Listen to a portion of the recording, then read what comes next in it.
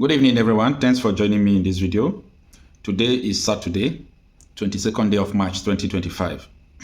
How do we describe this news, or how do we analyze this kind of news that gunmen kidnap a Navy officer from his home, a Navy officer that is working with CDS Musa, an officer of the Defense Headquarters, Abuja. Gunmen went to his home, kidnapped him and two others.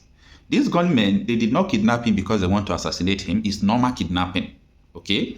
Because these people have reached out to his family and they are demanding 100 million naira for them to release a defense headquarters staff, a Navy officer.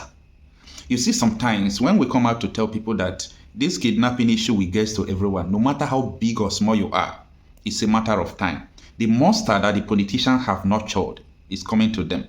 It is a matter of time. So it is just like a tree that the yellow leaves will first fall before the green leaf will turn yellow and it will still fall. So the rich men, the big men, the politicians who have security on around them, when they begin to see that even people who are securing them are being kidnapped, I think they will run out of this country. That is the situation at hand now. So tell me, imagine people before, while I was growing up, if you have a police in your compound, you feel safe. You feel safer, okay? If you have a military officer living in the same compound with you or in the same estate with you, you all in that area will feel that you people are truly secured.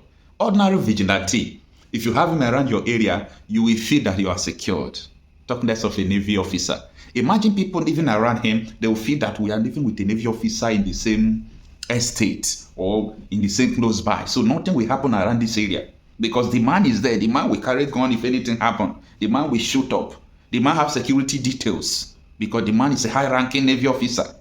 But what or how would they feel now if they hear that, oh, the man that you are using to have hope have been kidnapped and they are demanding 100 million ransom?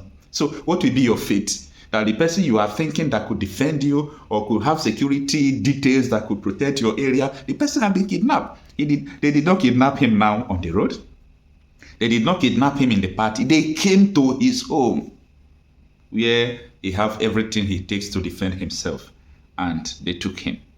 Now, Vanguard has reported it, Daily Post have reported it, our reporters has reported it. So the news is all over the internet as I speak to you now. So it's a very confusing state, and everything going on now is just a message to people. These people are well equipped by politicians. They can do whatever they want to do. So let's understand what really transpired. Now, this article reads that government kidnapped Nigerian Navy officer, two others from home in Abuja, demand 100 million ransom. Now, this is the details. Nigerian naval officer, Lieutenant Cynthia Akor, and two others have been reportedly kidnapped by gunmen in their residence at Mpape area of the Federal Capital Territory, Abuja. The adoption occurred on Friday night, that is the night that comes out today, okay?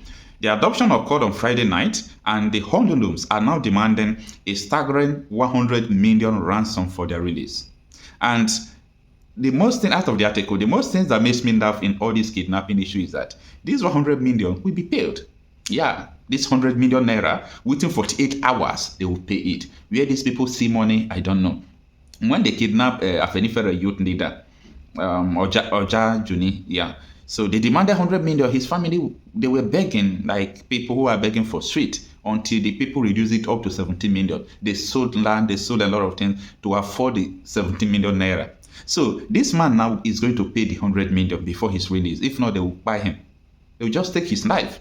So this amount of money given to kidnappers, who are they taking it to? Which bank are they keeping it? All these things are just Nigeria, in fact, Nigeria is a zoo, according to Nnamdi Kanu, because the security officers in Abuja is a federal capital territory. They can't tell me that they can't track people who kidnap this man. It must be a politician who sent them to do that. So this is what we are seeing. Let me continue with the article. Sahara reporters gathered that Akor, that is the man that was kidnapped, is attached to the Nigeria Defense Headquarters, Abuja. So, out of the article, this is supposed to be enough to, search for the man and help the man.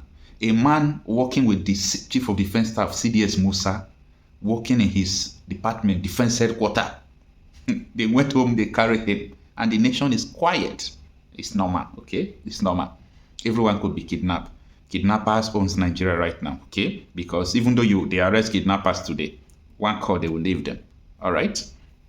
Let me continue with the article. A source who spoke to Punch on condition of anonymity confirmed the incident, stating among the 3 people that were kidnapped on Friday night in the Mbappe area of the defense headquarters is a defense headquarters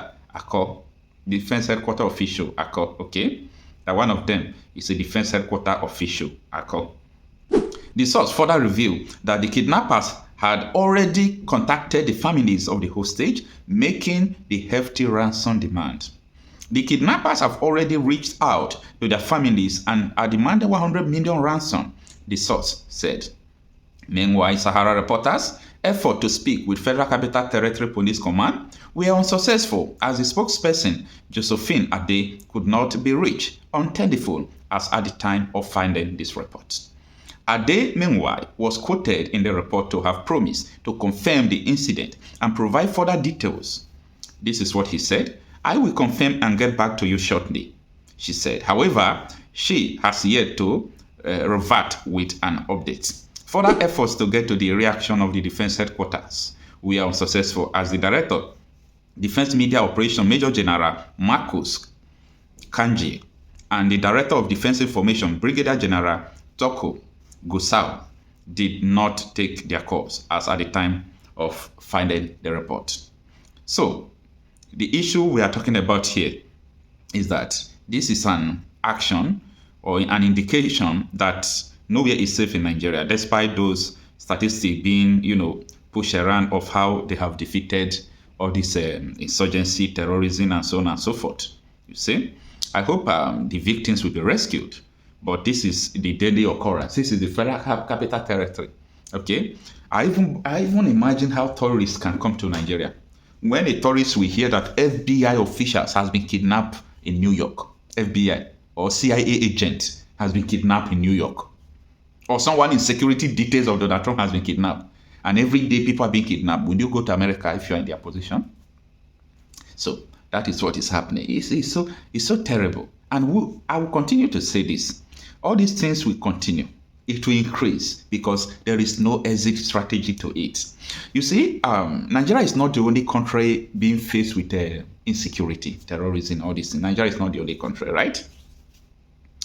Countries like Burkina Faso, countries like Mali, they were having more insecurity problem than Nigeria.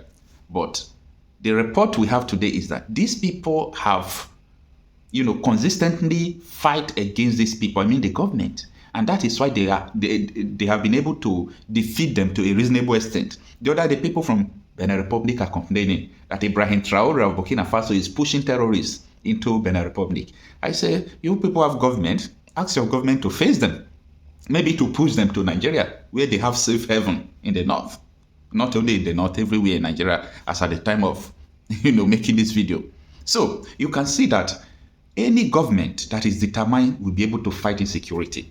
But when the government are, accomplices, when the government are colluding with the terrorists, that is where you see the incessant kidnapping, incessant killing every now and then. And when it is happening, you see, if, for example, you send someone to go and steal orange, if people are shouting, "Hey, will they steal the orange, oh?" People who are wicked can also say, "Hey, who steal that orange? It's not good, oh." People that have a little bit conscience and know what they are doing, they will just keep quiet. They will not talk because they know who stole the orange. So that is the situation we have at this moment. Those who are doing all these things, they know. And that is why government is not talking. How many times have kidnapping happened in your area, and maybe a local government chairman, House of Assembly, House of Rep, member, senator, a governor, or a minister comes out to condemn it? No. Even this one that happened in Abuja, nobody will condemn it. I only pity for the poor people who still support this rotten system, who still believe that Nigeria is going to work. It won't work. I rest my case.